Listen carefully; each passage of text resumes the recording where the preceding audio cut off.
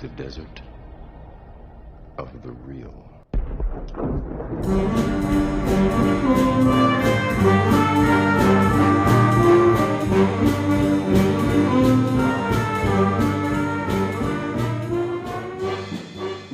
I'm your host, Jason Dietz. Welcome to the Desert of the Real. This is a movie podcast where my co-host, Ryan Hudson, forces me to watch big blockbuster movies that I refuse to watch because I didn't think they were worth my time.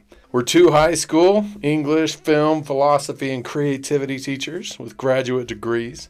We're using our academic training to dig deeply into movies. We explore the creativity and the philosophy in our films and push our listeners to think critically about their entertainment. However, today is my day, and so welcome to the Desert of the Real, Jason's Choice.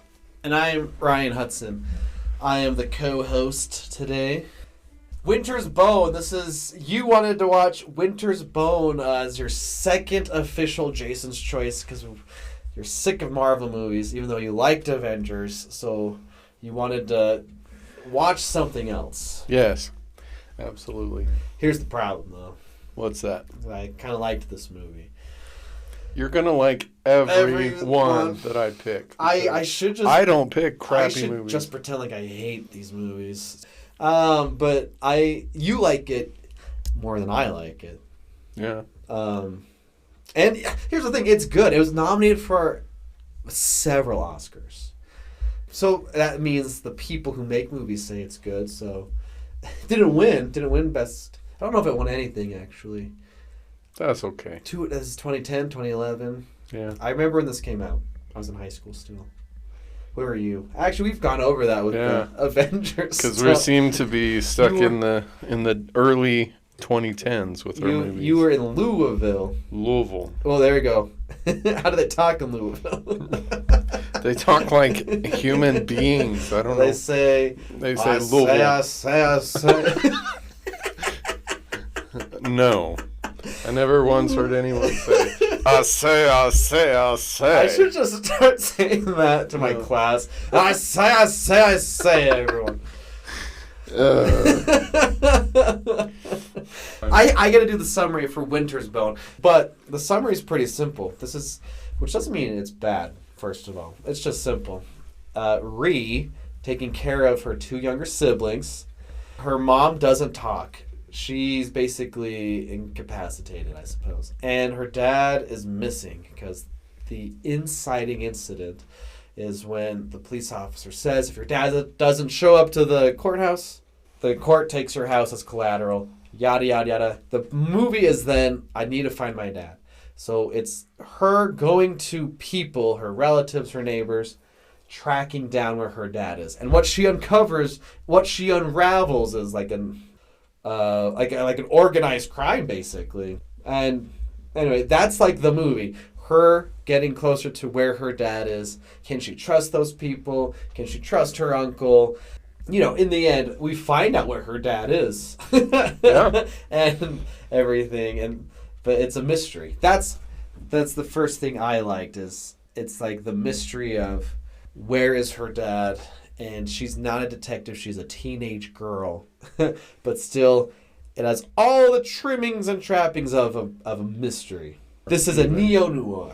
All right, so that's the summary of Winter's Bone. Yeah, I would say it's a mystery. I think there's a lot of... It's also kind of a family drama. It's a family film. Not... Well, I mean... Fun for the whole really, family. I mean, I watch everything on VidAngel, so I don't actually know what got cut. I think it's just language on this one. So, there's something that's kind of disturbing, but it's not like graphic by any means. No, it's hidden, actually. Like, she gets beat up at one point, you don't even see that happen. No. It's just language in this So, movie. I mean, if we're going for, an R-rated family film, I guess this would be a good pick. You know what, Dietz? What? I don't want to breach into philosophy of the real too early. Breach away. But aren't you tampering with art by watching the edited version of movies? How did it take us 8 episodes to get to that question? I think that's interesting. I don't know. What's art? What is art? Isn't art in the eye of the beholder? No. Oh. Okay. So, wrong. Well, all right, what's the next answer I have? Okay, so I guess, sure. I'll say yes, I am tampering with the intended artistic experience. Yeah. Do I feel bad about that? No. Because I think that 99% of the stuff that gets edited out is not necessary in any way. Have you ever watched something edited and we're not sure what you missed? Almost all of them, yeah. Huh. I've actually only watched 2 movies edited that I was like, what in the flip is going on? Yeah. So, Do you remember what they were? Yeah, that was The Life Aquatic. Oh, yeah. And Event Horizon. Oh, I haven't seen Event Horizon. Those are the 2 that I got done, and I'm like, I have no idea what just happened. Yeah. What I watched. But, yeah, I feel like the movies that I watch edited, I have a better experience than people Unedited. would unedited. That's interesting. I have a good friend who just objects to the idea of edited content. Well, your good friend is wrong. Well, he might listen to this. I mean, I don't know. It's a tricky thing because if you watch too many things, you get desensitized. Right. Like you just get used to horrible things. In fact, I remember I had a buddy who took, I don't know, this is a story of a story. Like a buddy who was watching Iron Man that we watched with a girl who did not watch movies. And like when the guy gets shot at the beginning, like when Iron Man gets taken, she was like, oh, like covering her mouth and stuff. And he was like, oh, wow. Yeah, that's true. They're like, oh, maybe I'm not used to violence. But then again, there are horrible things my eyes have witnessed. Yeah. Some movies or whatever. So, yeah. So this is not a commercial for VidAngel, unless they want to sponsor the podcast. Yeah, give us money. But VidAngel allows you to choose basically every single thing.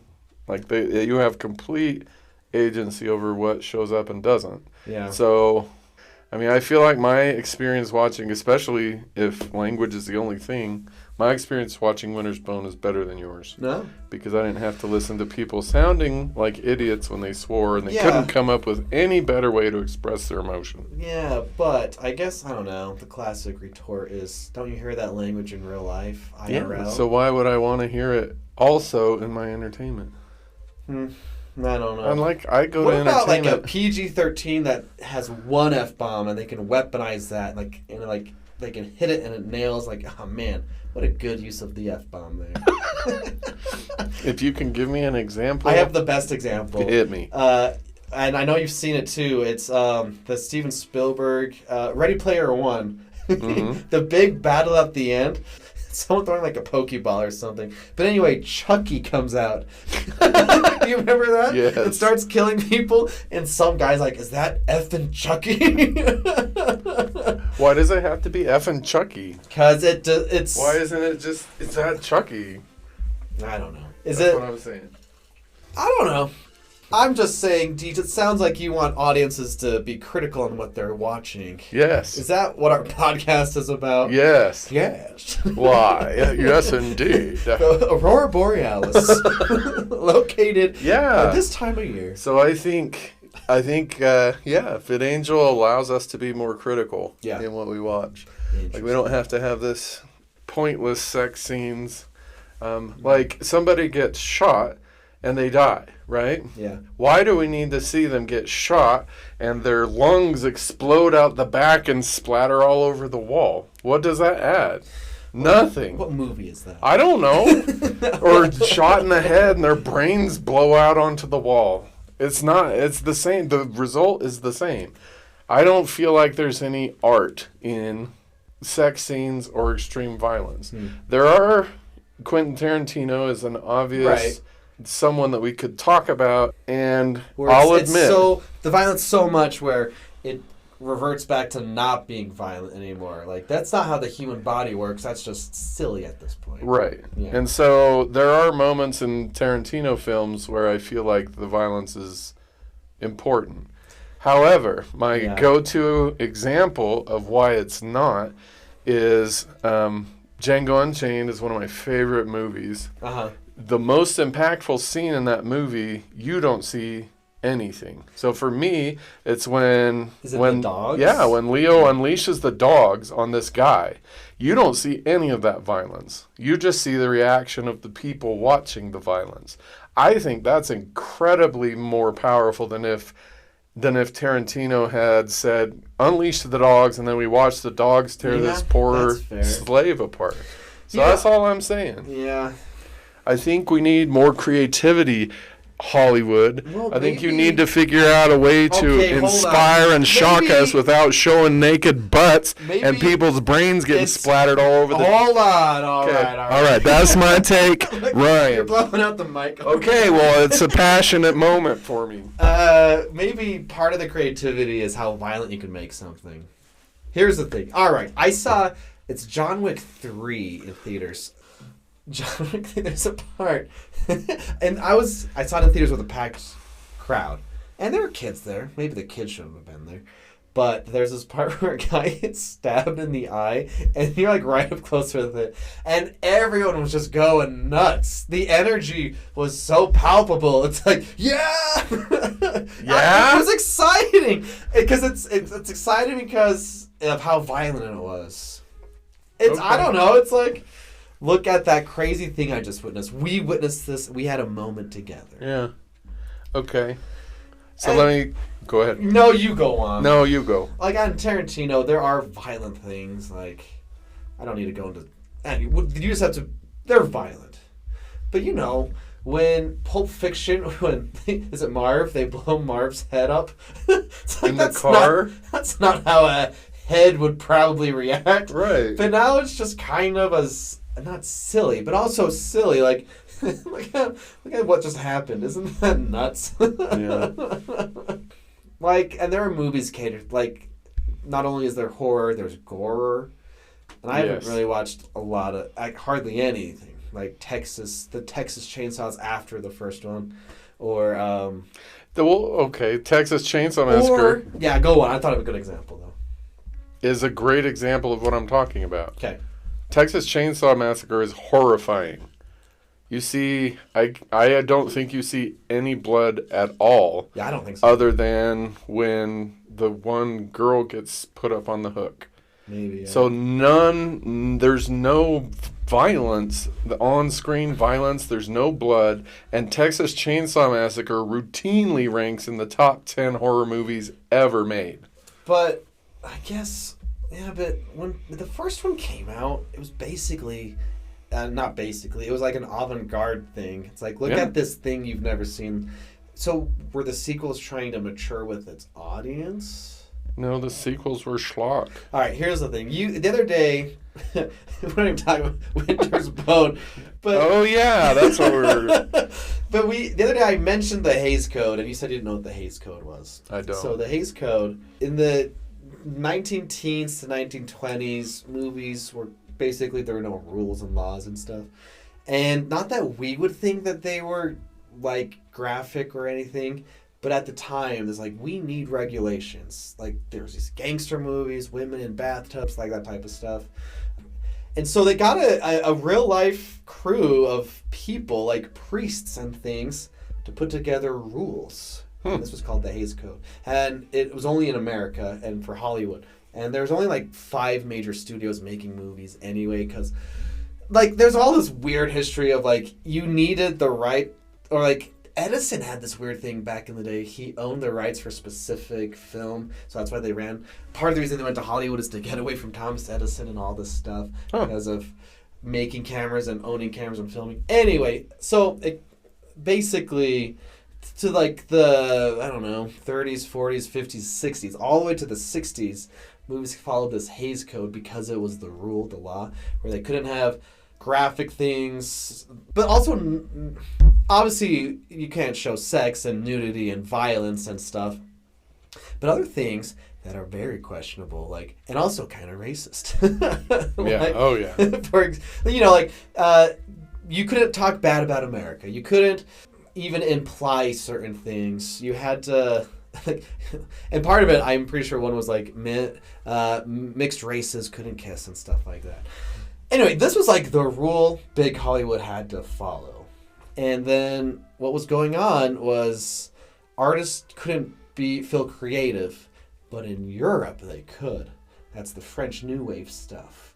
And all these budding directors were like, look at these French movies. Those are unconventional because they're not studio films and things like that. So they started making their way in America, like New York and stuff. And then people, like into the 60s, started to get... This is where auteur theory comes into play. And we're not getting into that. Why? Because I'm talking way too long. But like we have these directors, like this is like a John Ford movie type of thing. And it looks like his type of movie.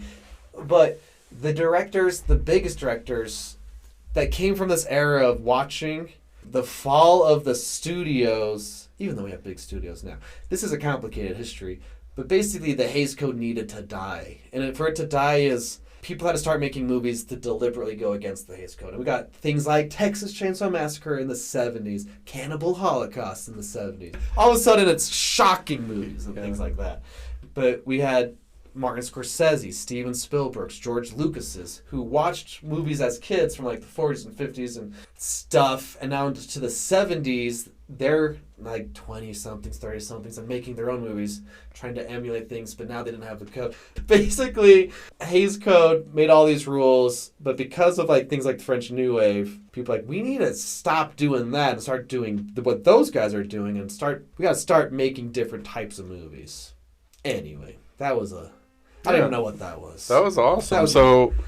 So then now we're at the point, the Hays Code ended in the 70s apparently. Yeah, like 60, somewhere in there, yeah. And was replaced, I'm assuming, with the ratings system. Yeah, the MPAA. Right. How do you feel about that? We're now, I think they need to fix it, but we can go on a rant about that on a different one. You can tell we've already talked about Winter's Bone.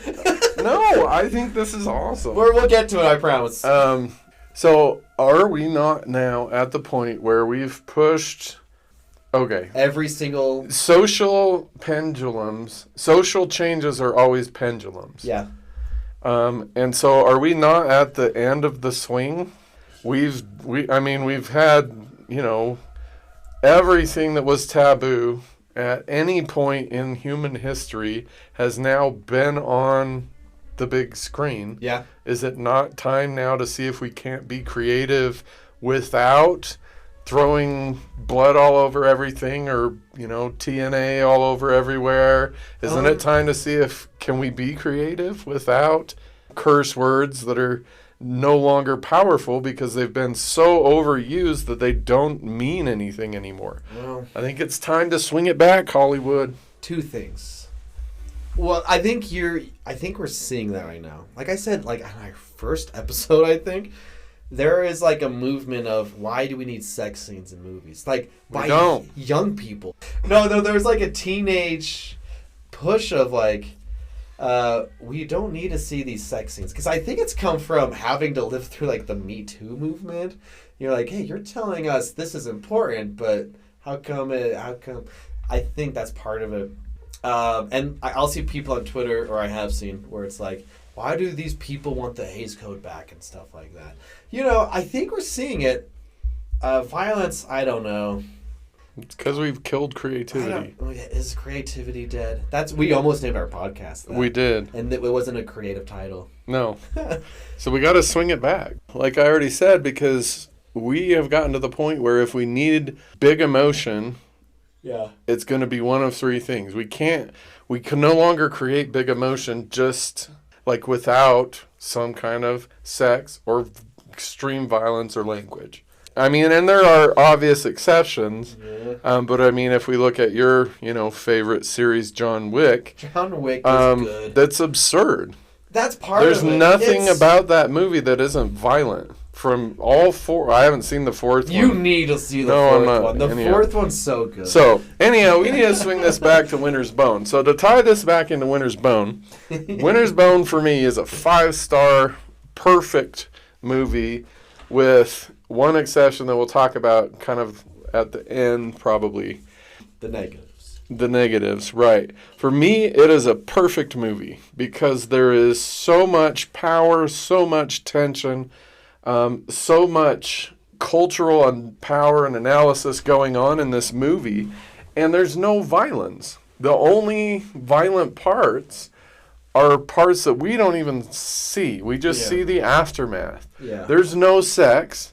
We don't need to throw in a sex scene like her getting raped by someone or whatever the crap. All of the power is in the acting and the writing and in the interplay between the people. Yeah. That's a powerful movie. So, I love this movie. Here's what I like about this movie. It obviously had a low budget, and most of these actors are not actors. They're like normal day people. You go in their IMDb, they've been in this movie, and that's it. Which I think is kind of cool. I mean, there's Jennifer Lawrence. She's the breakout star. After this, I have to say, though, that like, her first role is in Monk. And you don't even see her face. She's the mascot. Right. She jumps on Monk's back as like the mascot. The birth of a star. Yeah. I know. She's in some small stuff here and there than this movie. And then she got 2 major franchises. And then her Oscar, like, within the next couple years. Yeah. For Silver Linings Playbook. So this movie launched her. Yeah. No sex, no violence, apparently some language. But if you look at what's her franchises? X-Men, no sex, no extreme violence. Right. And then, Hunger Games. Hunger Games. I can't make the violent, but, I mean, there's... Haven't you ever been disappointed with the violence scene, though? It's like, man, maybe that would have been better if it was a little bit more violent. No. Like Hunger Games? No. Perchance. No. I don't know. Crying for blood. Yes, you are. I don't even... So, no-name actors. They just look like normal people. Yeah. I like that they look like normal people. Yeah. I like that this is a mystery because she's finding clues, but it's like the neo-noir thing we said. And I want to shout out a different movie it reminded me of. And the only real connection is they're teenagers solving a mystery. This one is like, Where's My Dad? But the other one, Brick by Ryan Johnson, his first movie, where that's about like, it's not making fun of detectives. It's like, this is a detective movie where he's finding this clue why his friend died and uncover stuff, but they talk like old-timey detectives and stuff, and they're in high school and things. I thought you were going to say Scooby-Doo, so I just said Brick. Man, Ryan Johnson should make a Scooby-Doo movie. Ryan Johnson, he did like Brothers Bloom, a movie I love, but he eventually does Looper, science fiction, and then Disney's like, want to do Star Wars, the biggest franchise ever, and then he made the movie that broke the franchise. Whoops. And I can't wait when we get to Star Wars eventually. We need to do not just Jason's choice, but Ryan's choice. These are all your choices. I know, but sometimes I'm like, we should watch that movie. But like, Ryan Johnson, then he does Knives Out and things. I guess here's a cool point.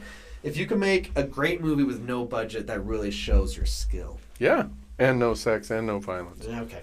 But... okay, I'll stop beating the horse. Because we looked it up. $2 million roughly to make this movie. Yep. Dirt cheap for a movie. Yeah.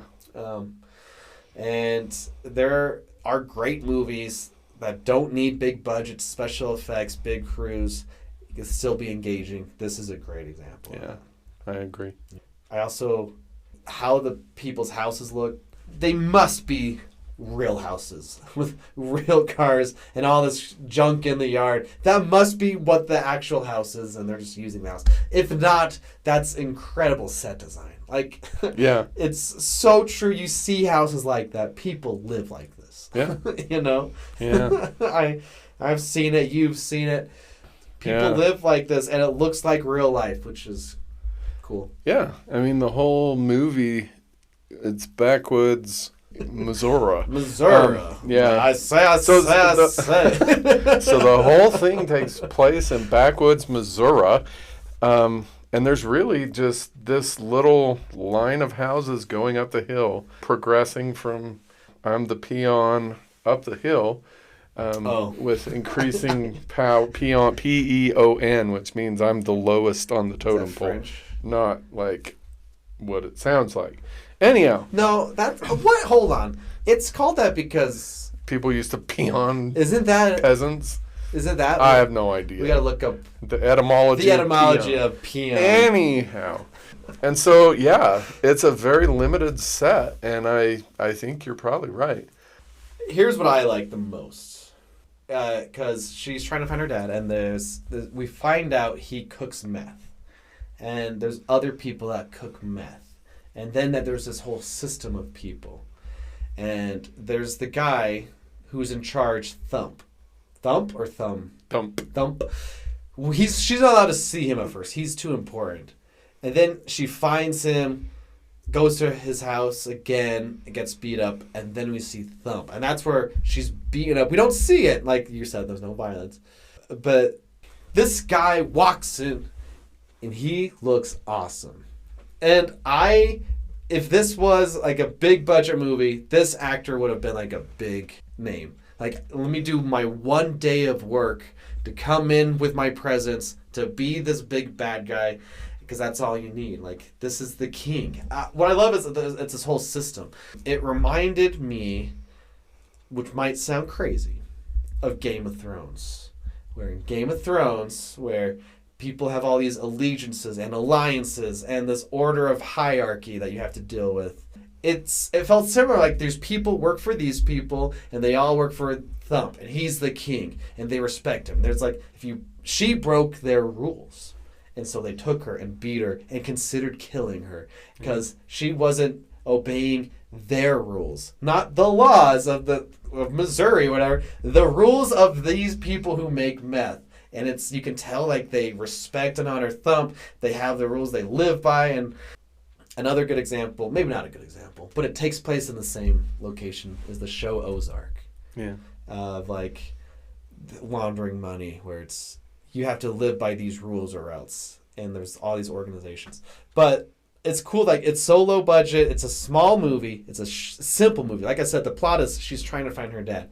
That's it. There's not like a B plot. It's just her trying to find her. Straightforward. And she has to deal with this system. That's a cool thing to happen in this movie. Yeah. So in my English class, one of the things that we look at is culture. And we have this system of analyzing what are called cultural orientations. Is this culture of the real? Sure. This is the new culture of the real. And so there are two that are pertinent to, I think, what you're saying here. One is communication. So American society generally is pretty dang direct. If you piss somebody off, they're going to let you know. Mm-hmm. This little sub-society, this subculture, is the opposite of that. And so in some ways, Rhee, who's the main character, Jennifer Lawrence's J-Law, yes, is learning how to be a part of this culture as the movie progresses. Yeah. And there's all of this completely indirect communication, and then the rules, like there's no exceptions. So the other cultural orientation is, are there exceptions to the rules or are they universal? In this case, they seem to be very strongly universal rules. No matter who you are, no matter how important you are, you will obey these rules, or you will end up feeding the hogs. Or the fish. As it may be. So, you've pointed to one of the things I love about this, is it's so extreme in terms of culture. Yeah. Especially compared to what we consider American culture. Yeah. I wonder how, real this is. Because it feels real. And I don't want to seem ignorant like these things don't happen. But I think of Breaking Bad, another show about meth, where it's like there are rules to play the game of doing that. Yeah. And consequences to face. Like how much of this is going on, and Missouri right now? I don't know. No. I watched this one with my wife, and I told her, like, I love this movie because it's a culture, and we can look at and think critically about the culture. And she said, well, I don't know if it actually is a culture or not. So I don't know if there's, like, she had some doubt as to whether this movie actually reflected, backwoods Missouri culture. So I know. But also, I don't know. Like even if it doesn't, yeah, it's a beautiful little microcosm for studying culture and how it affects people. So I guess not to throw postmodernism again. This take on America, like it's not as good as it seems, type of thing. Yeah. I'm not even gonna. That's all I'm gonna say about postmodernism right now. Well, I mean, this movie suggests that there's some like a dark underbelly or whatever. Yeah. Yeah. Feels that way sometimes, maybe.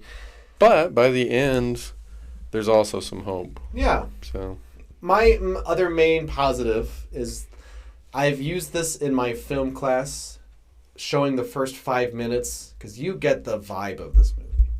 So it's just, this is what you're going to get, and that's what you get. So it's like a good example of like, if you don't like the first 5 minutes, you might not like this movie. yeah. Maybe, but anyway, I've used this in class before, at least once. Maybe I don't do it every time. But. You should. Maybe. Do you have any more positives, or do you want to... Like, I don't... everything? Yeah. I mean, yeah. This is what it was like in Avengers, when you were like, do you guys have more positives? And like, yeah, a lot more. There's a lot of good things to say. Fair enough. Jennifer Lawrence is amazing. Yeah. Her performance is amazing. There's what would be the climax scene at the end. With the Winter's bones. Yes, with the Winter's... Well, okay, so she goes through all of this that you've described, and...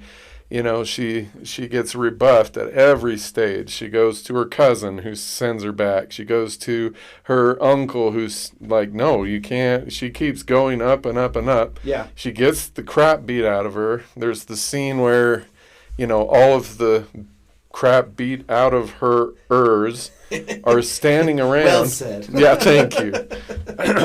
That's a hyphenated word. That's all one word. And they're like... what do you want us to do with you? And J-Law says, or Ree says, yeah, I guess you should kill me. And the lady that beat her up's like, yeah, we already thought about that. We were hoping you would give us something else. And then she's like, well, maybe, you could help me and you can, save my family and my family's house. And so they're like, yeah, well, whatever. And so she goes back to her house, and then the next day, these women show up that have beat her up and say, like, we're going to help. And they take her out into the woods. They bag her, take her out. They're in this boat in the middle of nowhere, and they row over to this spot, and the lady's like, there's your dad. Reach down and grab him. And, she's like, I don't want.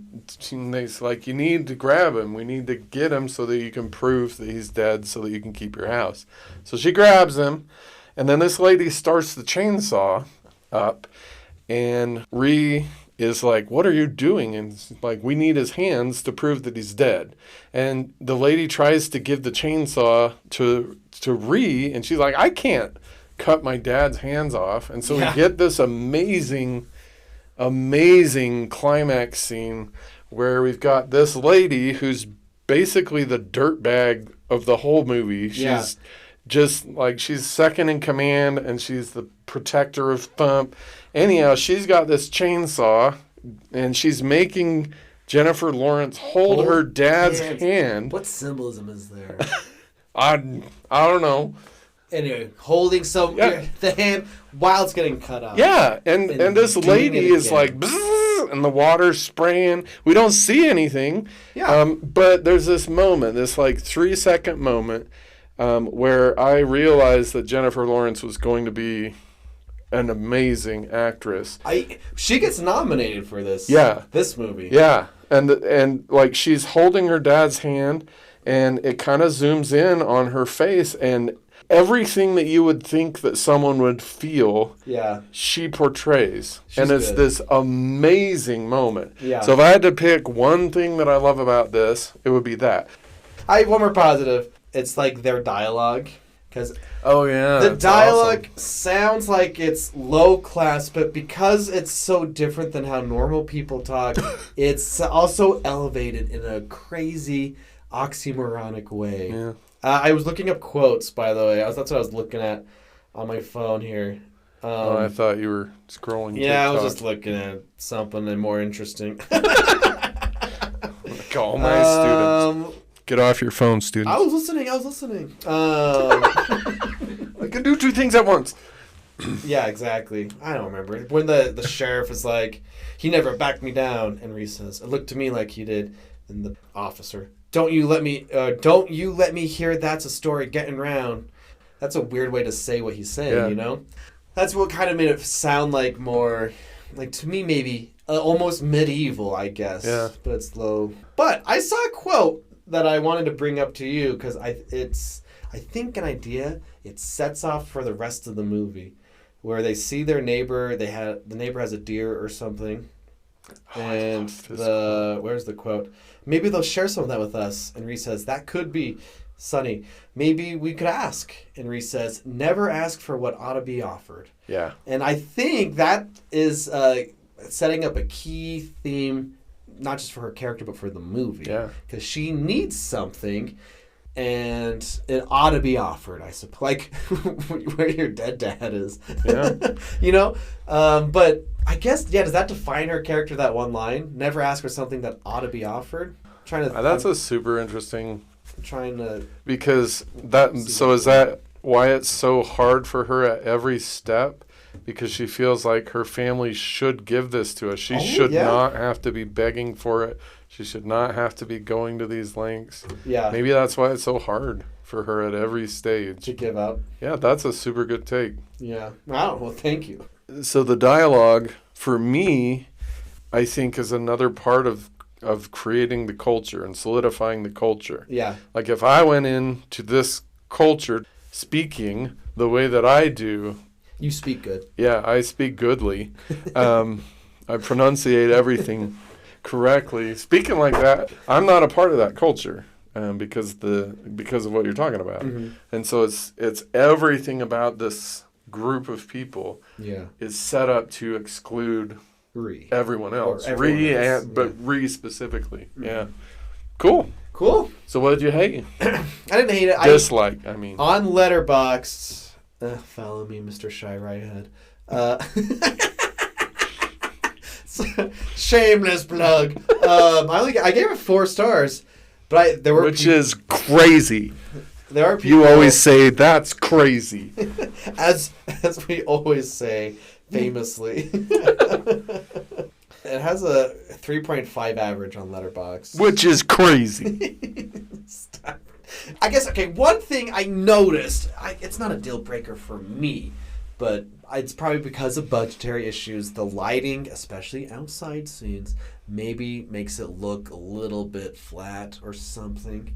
You're like, oh, this kind of seems like I don't want to say looks cheap, but maybe like how a TV show could light an outside scene. But it's not a deal breaker for me. My main problem is like 2 ladies who beat her up come at the end to kind of like, well, here's where your dad is. Let's not only take you there, but help you figure it out.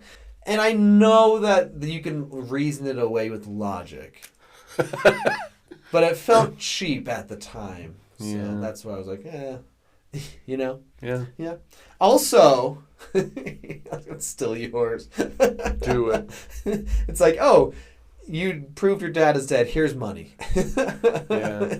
At the very end, yeah. Not that once again, it explains where it comes from. It's not like a Deus Ex Machina.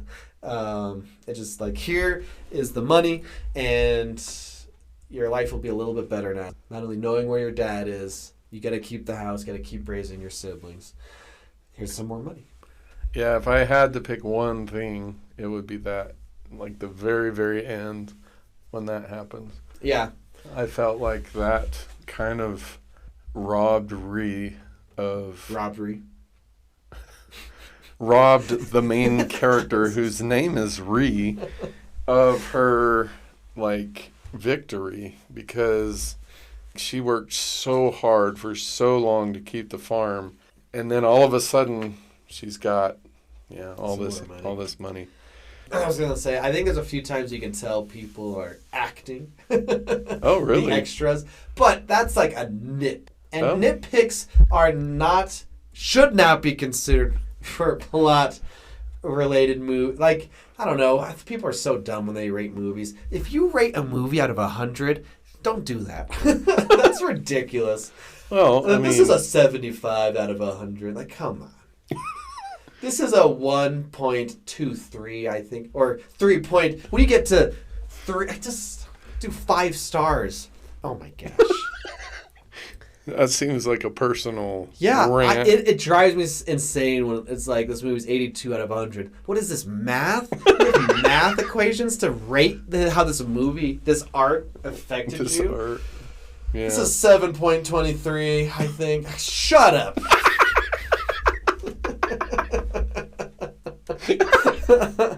Yeah. So be clear about what you feel about these people. I mean, you're I think people that's a nitpick. You're hiding your true feelings. That means it's not a perfect 100. Movies shouldn't be rated out of 100. Okay. I mean, like I said, if you want 5 things to look at to rate movies, I said that the last episode. You did. Music and sound is 1. Cinematography, dialogue, acting, and editing.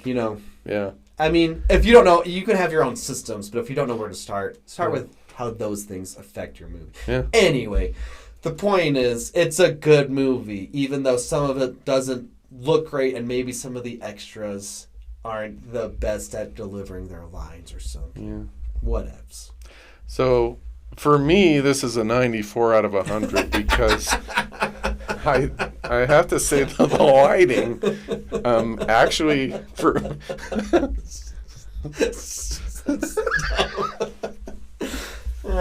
the lighting for me actually reinforced.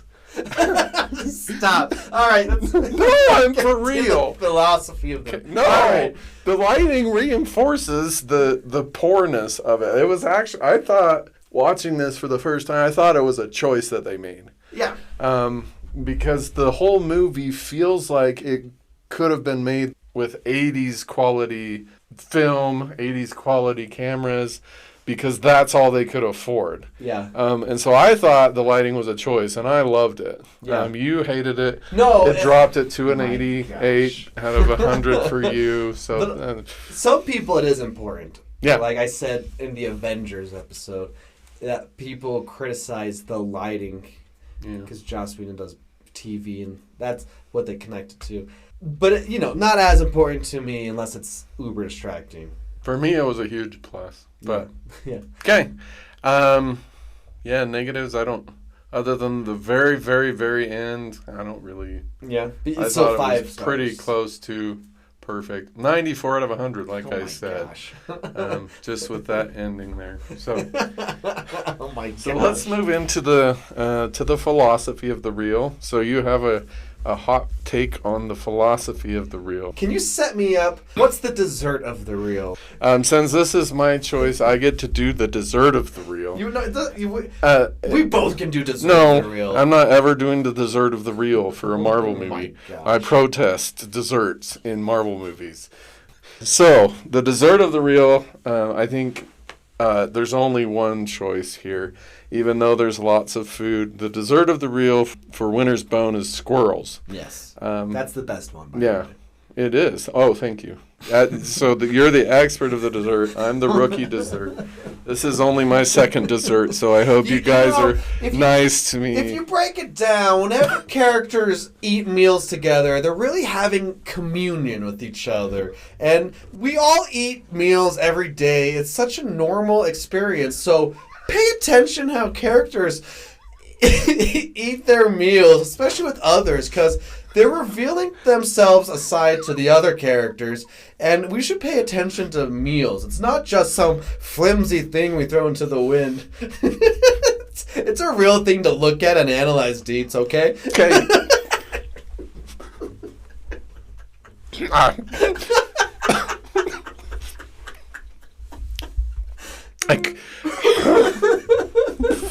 I couldn't agree. Dang it.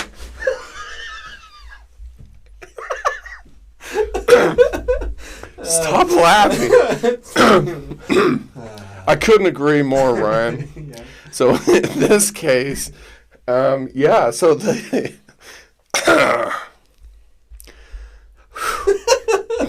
Stop! Okay, so in this case, they're out of food. There's this moment, they've cooked their last potato, nobody's brought them food for a while, and so they have to, they have to go hunting. So we get this beautiful scene with Reed teaching our little brother how to hunt squirrels. Yeah. And then we get this less beautiful scene where they, prepare the squirrels to eat. And so we've got, them pulling the skin. I'm pretty sure... I put money that they're real. Yeah, they've got to be real squirrels. Yeah. And so they really skin the squirrel. And then Ree's like, okay, and now you have to take the guts out. And the kid's like, I don't want to.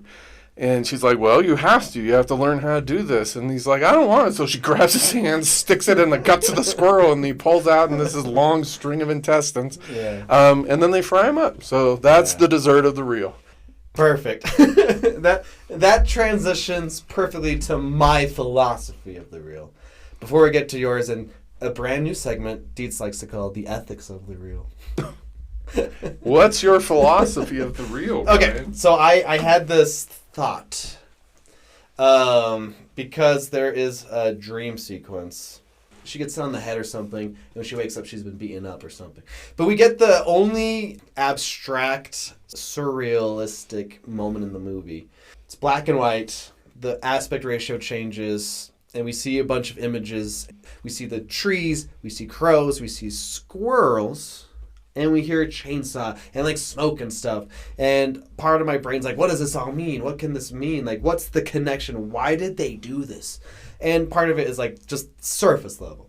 This is what you see when you get knocked out. It's like a dream. It's whatevs.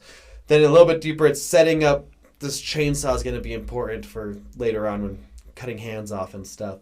But we kept seeing the squirrels and the birds. So I think the birds might be like the family after them.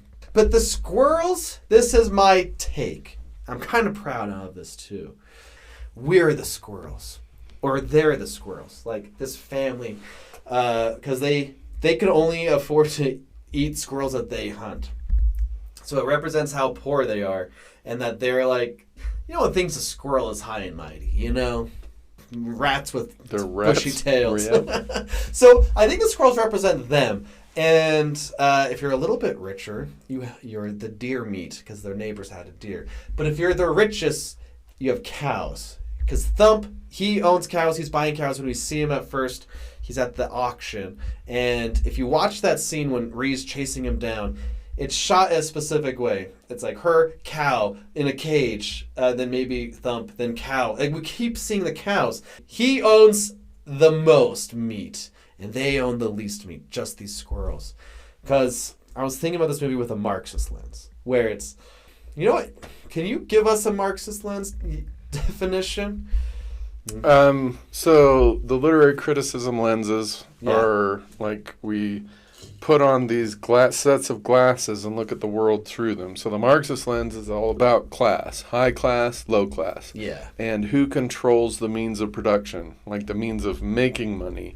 And how does the high class use their money as they interact with the low class? That's a Marxist analysis. Named after the Marx Brothers, of course. Yeah, of course. Groucho, I think, first came up with the Marxist lens. The only significant Marx from history. Anyway, so I was like, they're obviously poor. The thing is, it's not fun being poor. Kind of poor. not super wealthy myself, and I was just kind of connecting, I think, with Reed because she's doing it all for family. She doesn't have a lot, but she has them. She's willing to sign up for the army just to get money, ultimately for them and her mom. And she can't get a foot up. I think it's implied she dropped out of high school. She's looking in the windows because she has to take care of her family and her house. It's just this whole system is working against her, not just the government, but her like extended family and these neighbors and all these meth people. And it's like, in real life, that's what it feels like sometimes. You need to get beat up to make it, or at least it feels that way. Yeah. Or, you don't have a lot, but if you have, you have your family, then, you're rich at heart or whatever. In fact, I'll say this. This movie inspired me to watch a movie I also hadn't seen. It affected me so much, how poor they were, but like she was fighting for her life. So yeah, it's not a bad movie by any means. But I connected this idea of how you make it in life and you get beat up in life. So I was like, I want to finally watch Nomadland, which you haven't seen. I have not. You haven't even heard of it, I don't think. No. It won Best Picture the year it came out, a little year called 2020. I was still recovering from COVID. A lot was going on. So I was like, I want to, see this other movie that depicts this poor lifestyle. But the difference was I got so angry at Nomadland because they also use real life people that are not actors. And I guess the difference for me was I saw Frances McDormand, an actress I like, for the record, but I couldn't my brain couldn't disconnect. This is an award-winning actress with real life poor people, and that's not real. And she's like, I don't know, parading with poor people who actually live this way, these nomads and stuff, as opposed to, I was like, yeah, but people are poor. Like, is it so hard to make it in real life? And Rhee and her family, like, are fighting for their lives, and I felt connected to them. I don't know how Marxist that is. It's just they're poor and society beats them down. Well, I mean, and they're squirrels. If you're part of the lower class, then yeah, you recognize your story. So that kind of transitions to my philosophy of the real. I chose a literary criticism lens as well. Yeah, the kids didn't know what you were talking about. Feminist criticism. One of the things you mentioned when we were talking about, the power of women, you mentioned in later Marvel movies that... Yeah, it's like, how do you show a strong female character? A lot of times in action movies, the female character is doing what the male characters can do. Yeah, so we just make them male. Because, yeah, it's... like, the implication there is that women aren't strong. Yeah. Like, they're not strong inherently. And so, from a feminist perspective... The reason I love this movie is I have never seen another movie that does a better job showing the strength of women. Like, specifically, women are better nurturers than men. And so in this movie, what makes Rhee so incredibly powerful is she embraces that part of her femaleness. She is the uber nurturer. And so every step of this is her nurturing and using her power as a nurturer to provide for her family.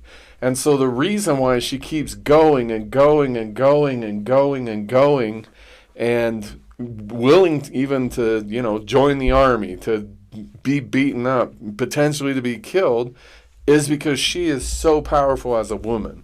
She's a powerful nurturer. And ultimately, I think when the women that beat her up, after they beat her up, they recognized in her something that was stronger than they had.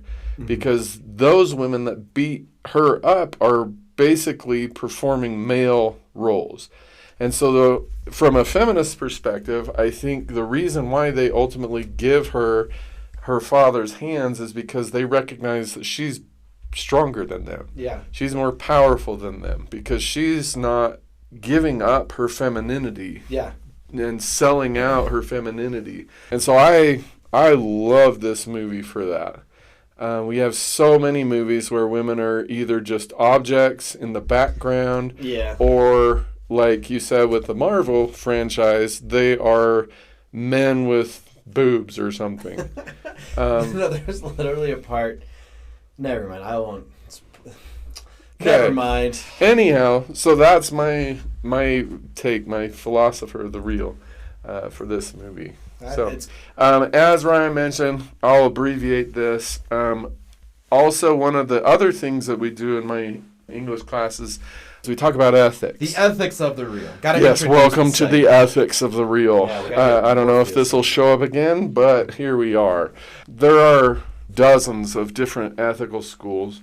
We focus in my class on 9 of them, one of which is called the loyalist ethic, which means if you're trying to decide what's right and wrong, you decide what's right and wrong based on what's best for your family or your group, your friend group, whatever. Which on the surface sounds great. Yeah. You're taking care of your people.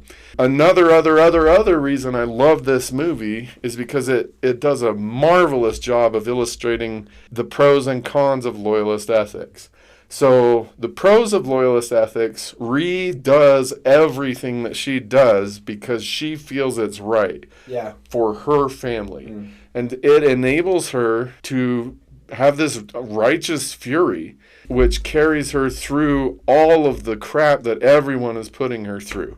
On the flip side, everything that everyone else does in this movie is also powered by loyalist ethics. It's also right because they're doing it to protect their family. Yeah. So, snorting drugs, making drugs, killing people, burying them, cutting hands off is all ethical through the loyalist lens. Right. And so what I feel this movie helps us to see is that loyalist ethics is kind of a second-tier ethics. If that's the only way that you choose what's right and wrong, you're going to end up doing things that are horrible. I just but what if the thing that you're loyal to gives you the money? Like, if you're like Godfather, you're a guy who pays you. Yeah. And he's also your dad. But you're going to do horrible things. Yeah, but if you get money out of it. So you're a hardcore Marxist. It's all about climbing into the upper class. No, I'm just hardcore poor, I feel like. Yeah. So that's the ethics of the real. So this is a great movie to show the weakness of, I guess what in high school is basically is peer pressure. Yeah. Peer pressure is based on loyalist ethics.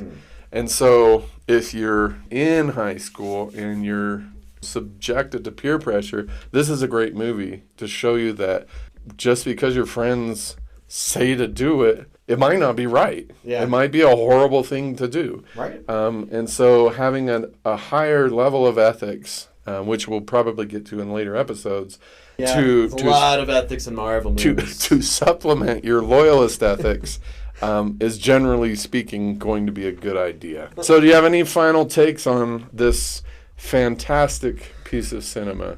Final takes? No. Good movie. Okay, cool. Yeah, cool.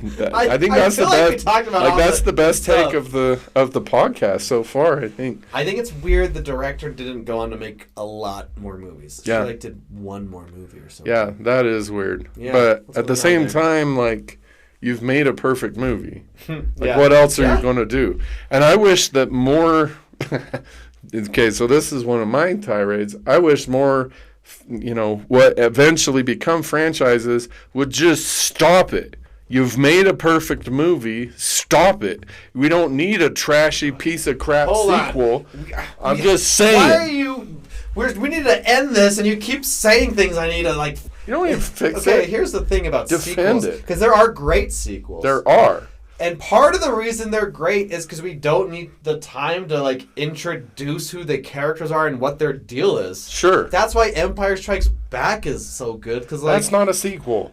What do you mean that's not a sequel? It's a continuation of the story. That's a sequel. That's what a sequel is called. No. It's part 2. No, a sequel. Oh my gosh, what do you mean that's not a sequel? A sequel is when we make a movie, we made a lot of money off of this movie, so let's make another one so we can make more money. That's a sequel. In my definition. We have time for this. We do. We have all the time. Part of the reason the MCU is great, with an asterisk right there. Yes. The asterisk. Which is bigger than the word great. Which is a funny visual. Because, like I said, there's...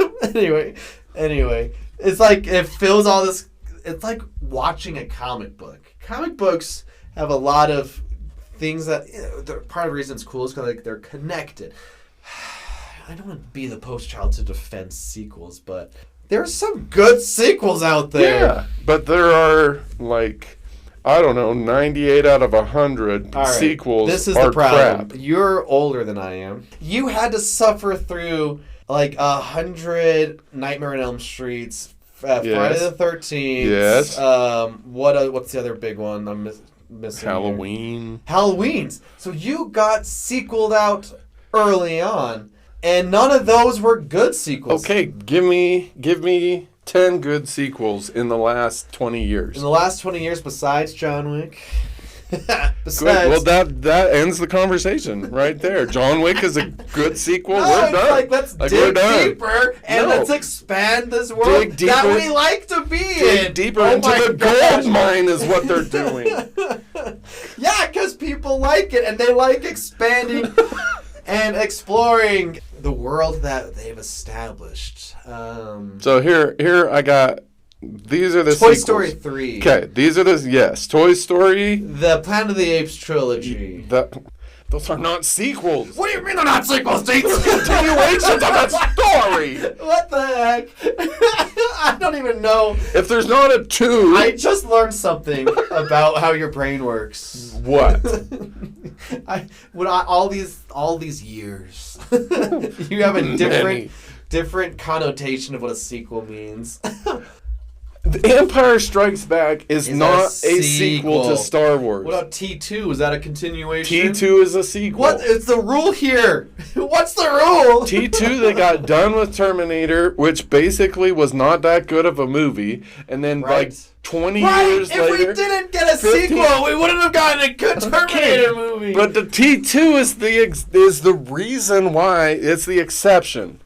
Like, it proves the rule. T2 is, in my opinion, the greatest science fiction movie ever made. That proves the rule. Like, we didn't get it right the first time, let's try again. Yeah. It's not like frickin'... Okay, here, so I'll use Fast and the Furious. There's some problems with Fast and the Furious, but it's a solid first movie. And so then they're like, oh, wow, we made a lot of money. Yeah. Let's make frickin' 100 more of them that get more and more absurd and more stupid as we go along. 2, 3... It took 4 more movies to make a great one, though. Fast 5 we're is not good. No. Okay, we're not... Anyhow, that's what I'm saying. Spider-Man 2 is good. I don't know. I haven't seen it. You've seen the Dr. Octopus one. No. I don't think I have. That's maybe the best superhero movie ever made. No, that's The Dark Knight. Dark Knight's a sequel! Yeah. So, your final take. This is a great movie. Good movie. My final take is I think this is a pretty close to perfect movie. The only thing that I would change in this movie is the very end. I think it should have ended with just winning, keeping her farm, keeping the land, and then has to continue doing the kind of crappy life that she was living before, where they're squeaking by and she continues to be the nurturer. Other than that, this is a perfect movie. Yeah. For me. Pretty good. So, but I will say the reason it didn't win Oscars, packed year. Other things going up for Best Picture. Everyone lost to The King's Speech, but Black Swan was that year, a movie I think is great. Inception was that year. 127 Hours was that year. The Social Network, which probably should have won, to be honest. And Toy Story 3, True Grit. There's a stacked year. It's a lot of good stuff. It's a rough year for this one to be in the Oscars. Yeah. Anyway, next movie is Iron Man 3. The last Iron Man movie. The last one? Not the last time we see the character Iron Man, but the last movie called Iron Man. Rats. Yeah. Okay, well. I will say I like it. Well, maybe you will like it. Because it's a little bit different. Okay. We'll see. We'll see. I don't know. Well, thank you for listening. Yeah. We very much appreciate you listening and thinking. If you like it, go get someone else to listen because they need to think too. Share it. Yeah. Subscribe. Share, 5 stars, subscribe. whatever it is. Yeah. So as always, we want to encourage you to think critically about the movies that you watch. Yes. Don't just let them, write your brain and tell you how to think and how to believe. Yeah. Don't let them watch you. Yeah. Anyway, think critically. And we love you. We do. Bye.